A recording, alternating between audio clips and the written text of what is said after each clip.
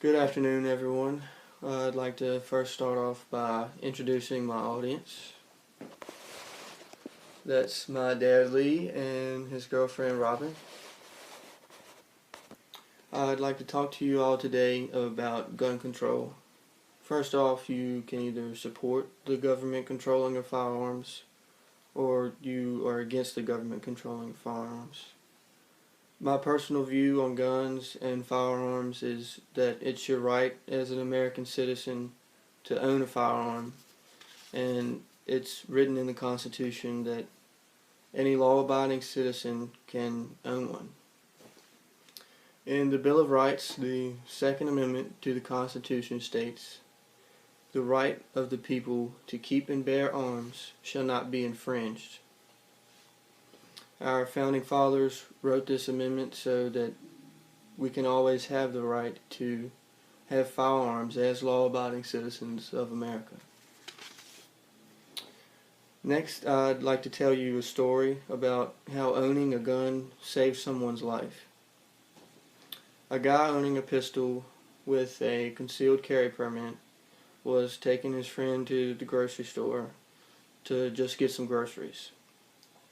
He sat in his vehicle in a very well-lit parking lot of the grocery store and just waited for his friend to come out. Moments later, he saw a man coming up to his passenger side door, and the man started banging on the window, telling him to let him in. The guy with the permit then drew his weapon as soon as the intruder began to enter the vehicle. The intruder actually got in the passenger seat, and while the guy had his gun drawn at his head, and however at the time the intruder didn't see his pistol. As the intruder was looking at the console or the gear shifter area, he was probably looking for something so that he could steal worth something of value. He then reached into his jacket and began to pull out his own pistol against the man sitting in the car. And as soon as the intruder saw the man already had his gun drawn at his head, about to pull the trigger, the intruder jumped out and ran away saying, "Don't shoot, don't shoot." The man with the permit then called law enforcement, but the police did not find the intruder, unfortunately. If you look on Google or any other search engine out there and just type in guns saving people's lives, there are endless amounts of videos, statistics, and information to show and to prove that guns really do save people's lives. I'd now like to show you several statistics about guns. First off, 1 in every 3 Americans own a gun or firearm. And according to recent studies, they save more lives than they take. And they also prevent more injuries than they actually inflict. Law-abiding citizens use guns to defend themselves against criminals 2.5 million times per year. And that's about 6,800 times per day, a little bit more than that if you do the math. Also, 200,000 women in America use a gun to defend themselves each year against sexual abuse and sexual violence.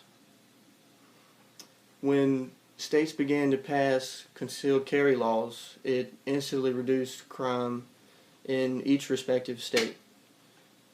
Take Florida, for example. In the 15 years following the passage of the concealed carry law in the state of Florida, the homicide rate has fallen 52% during that time period. You're now more likely to be attacked by an alligator than you are by a person with a gun or a firearm in the state of Florida. Another example is Vermont, which is one of the safest states to live in America. The law there on concealed carry permits and concealed carry is that you can carry without permission, or you can carry without paying any fee. You can carry without any government-imposed waiting period as long as you are a law-abiding citizen of the United States. Vermont has received the Safest State Award 3 out of the past 10 years and has also remained one of the top 5 states in the past 10 years.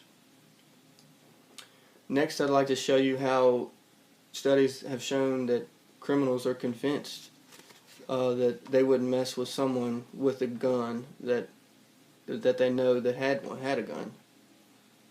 Actually, 74% of felons agree that burglars avoid houses when people are at home just because they are feared of being shot at.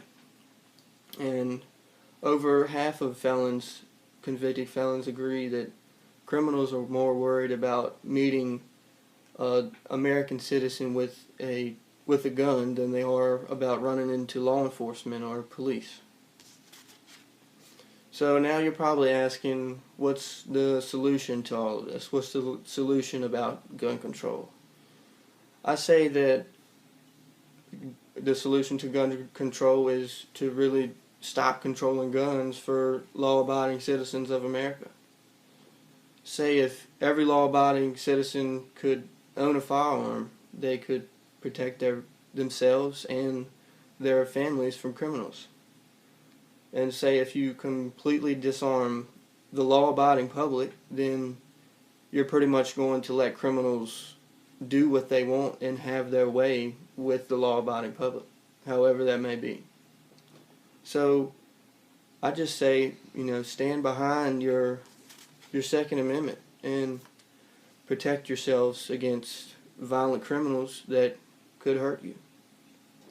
Stand behind your right to own a firearm and just protect your family from criminals who could, potentially hurt them or actually even kill them.